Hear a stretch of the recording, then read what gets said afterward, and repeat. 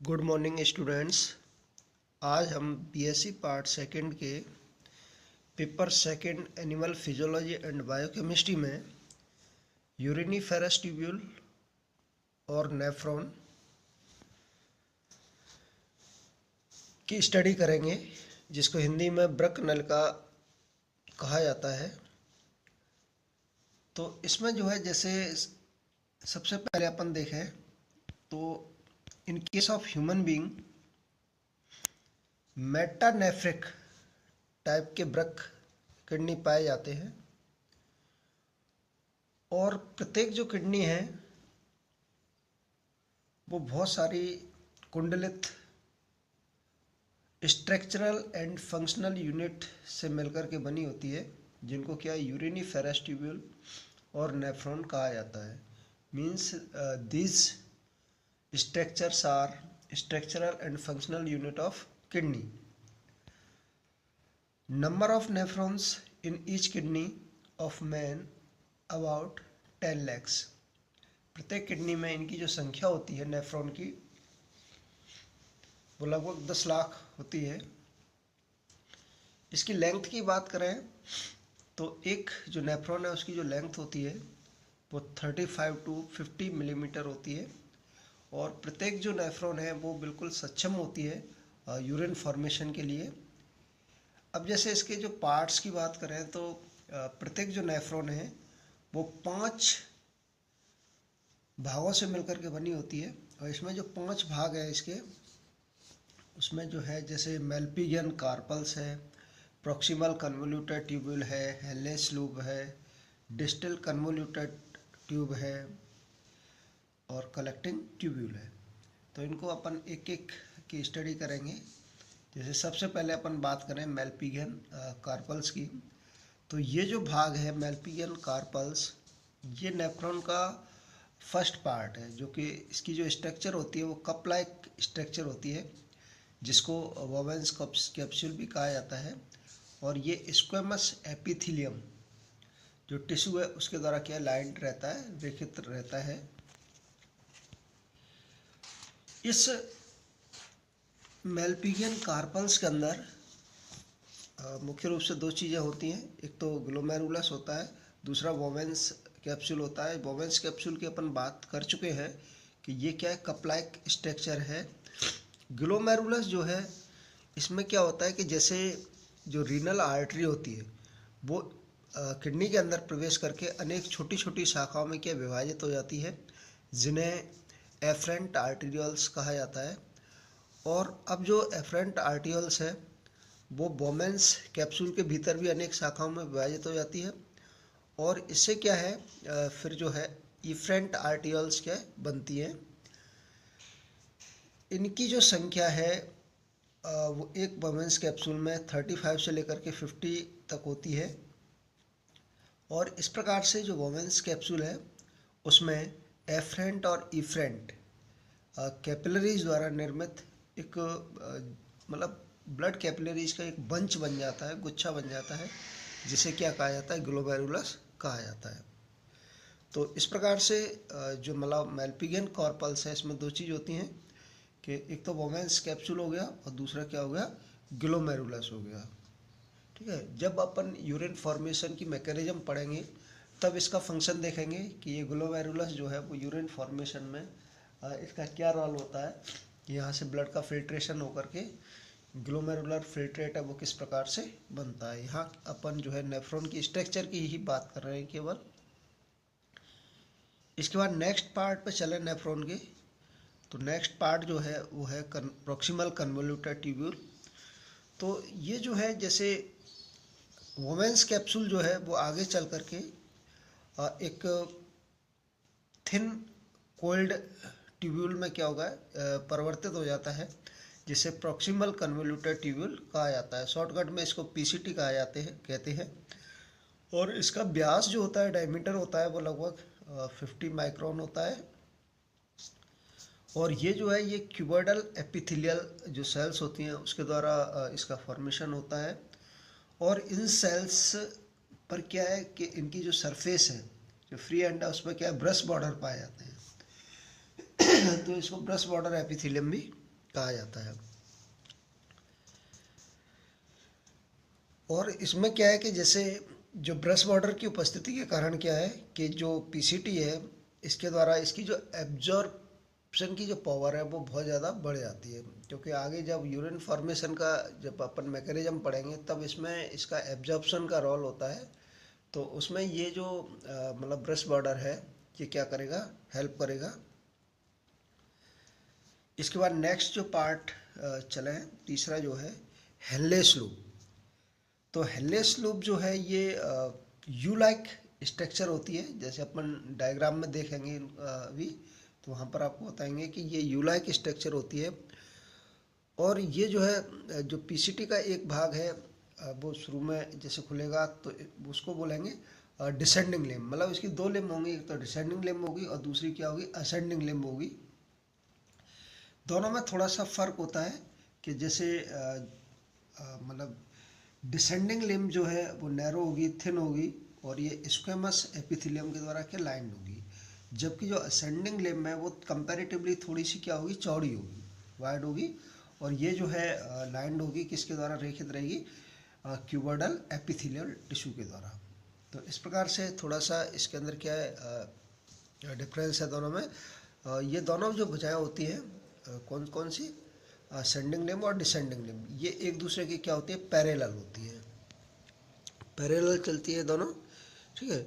और बाकी इसका जो मेन जो फंक्शन है, जैसे इसको अपन यूरिन फॉर्मेशन वाले स्टेप में ही देखेंगे मेन, तो बाकी ये वाटर एब्जॉर्प्शन का कार्य होता है इसमें।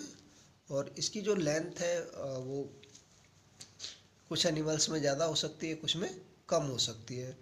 तो इस चीज़ पर डिपेंड करता है कि वाटर का एब्जॉर्प्शन अगर ज़्यादा करना है तो इसकी लेंथ क्या होगी, जैसे ज़्यादा होगी, और अगर मान लो वाटर का एब्जॉर्प्शन कम होना है तो इसकी जो लेंथ है वो क्या होगी, कम होगी। इसके जो है डिटेल में इसकी जो स्टडी है वो यूरिन फॉर्मेशन की मैकेनिज्म में पढ़ेंगे। नेक्स्ट जो बात करें distal convoluted tubule. Distal convoluted tubule जो है जो हेनले की जो असेंडिंग लिम्ब है वो जो है जैसे कॉर्टेक्स वाले भाग में पुनः प्रवेश कर जाएगी, और ये फिर से क्या हो जाएगी, एक कुंडलित हो जाएगी, और इस प्रकार से ये जो है डिस्टल कन्वोल्यूटेड ट्यूब्यूल फॉर्म करेगी। और ये सिंपली क्या है, जो एपिथेलियल टिश्यू है उसके द्वारा क्या रहेगी, लाइंड रहेगी। इस पर क्या है, ब्रश बॉर्डर नहीं पाए जाएंगे। और इसके बाद इसका जो लास्ट पार्ट है, जैसे इसके बाद इसके डायग्राम की बात करेंगे, जैसे कलेक्टिंग ट्यूब्यूल, तो ये लास्ट पार्ट है नेफ्रॉन का, जो कि कॉलमनर एपिथेलियम सेल्स के द्वारा लाइंड होता है। और इसमें एक या एक से अधिक जो डिस्टल कन्वोल्यूटेड ट्यूब्यूल है वो आकर के क्या इसमें ओपन होती है। इसके बाद जैसे मैमल्स का जो किडनी होता है वो दो पार्ट में डिफ्रेंशिएट रहता है, दो रीजन्स में डिफ्रेंशिएट रहता है, कॉर्टेक्स और मेडुला। तो अपन ने ये जो पार्ट्स पढ़े हैं, जैसे 5 पार्ट्स पढ़े हैं, उनमें से जो मेल्पिगियन कार्पल्स है, प्रॉक्सिमल कन्वोल्यूटेड ट्यूब्यूल है PCT, and distal convoluted tubule है डीसीटी, ये प्रेजेंट रहते हैं किसमें, कॉर्टेक्स रीजन में। जबकि लूप ऑफ हेनले है एंड कलेक्टिंग ट्यूब्यूल है ये प्रेजेंट रहते हैं मेडुला रीजन में। तो इसमें जैसे अपन अब इसका डायग्राम देखें तो इसको यहाँ अपन ज़्यादा स्पष्ट कर पाएंगे।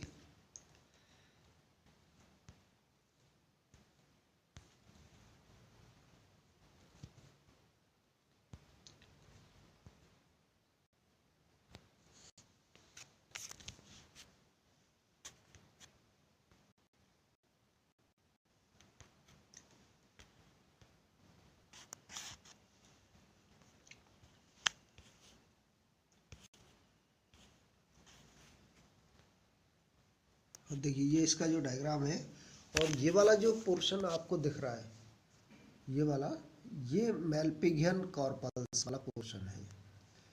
ये मेल्पिगियन वाला कॉर्पल्स वाला पोर्शन है जिसमें दो चीज़ें हैं, एक तो वोवेंस कैप्सूल है, जो आपको ये कप लाइक स्ट्रक्चर जो आपको दिखाई दे रही है, ये इसको बोला जाता है वोवेंस कैप्सूल, ठीक है। और इसमें जो है ये ब्लड कैपिलरीज का जो नेट आपको दिखाई दे रहा है ये वाला, जिसके अंदर क्या है कि जैसे एफरेंट आर्टीरियोल जो एंटर कर रही है और एफरेंट आर्टीरियोल फिर फाइनली क्या होगी, ब्रांच्ड हो गई और इससे फिर जो है इफरेंट आर्टीरियोल बन रही है। तो इस प्रकार से जो ब्लड कैपिलरी का जो नेट बन रहा है, ये जो ब्लड कैपिलरी का नेट है इसको क्या ग्लोमेरुलस कहा जा रहा है। तो इस प्रकार से जो फर्स्ट पार्ट है मेल्पिगियन कार्पल्स, ये दो चीज़ों से मिलकर के बना होगा, एक तो बोवेंस कैप्सूल और दूसरा क्या है ग्लोमेरुलस।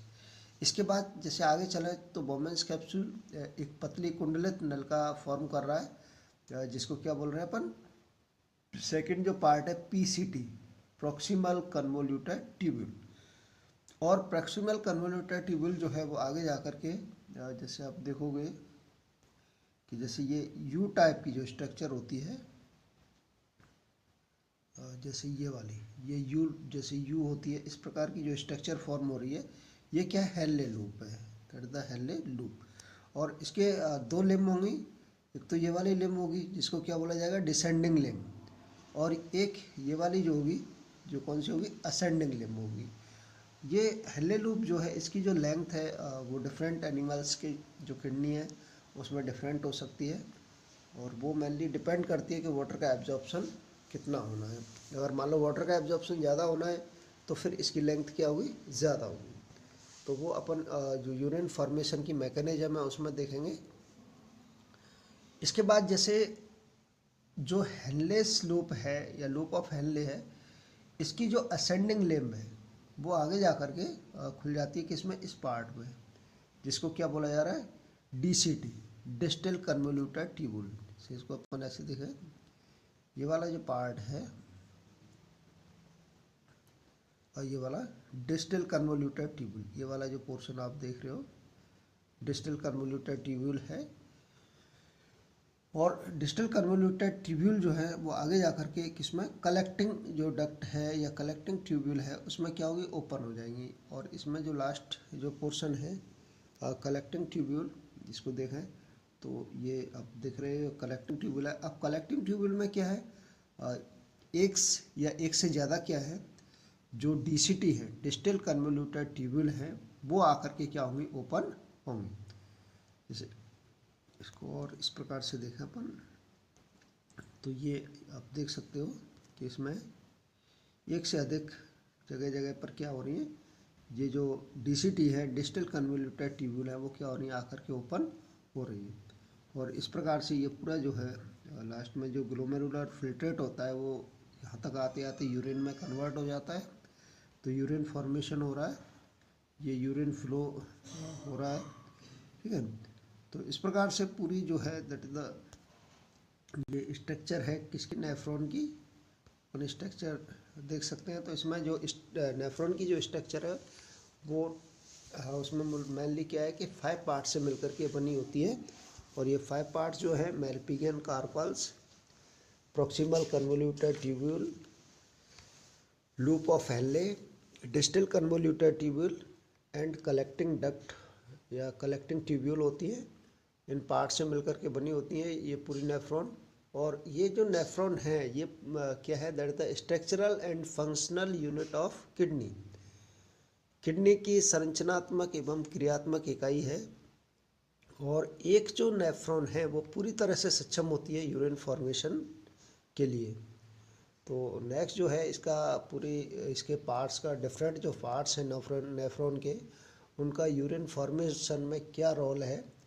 तो नेक्स्ट जो अपन वीडियो देखेंगे मैकेनिज्म ऑफ यूरिन फॉर्मेशन, तो उसमें इसके डिफरेंट पार्ट्स का जो रोल है उसकी वहाँ पर स्टडी करेंगे।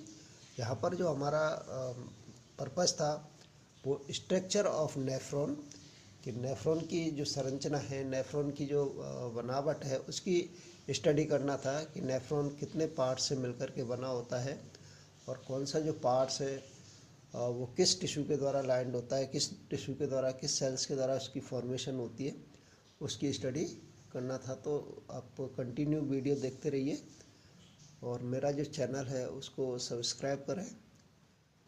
थैंक्स।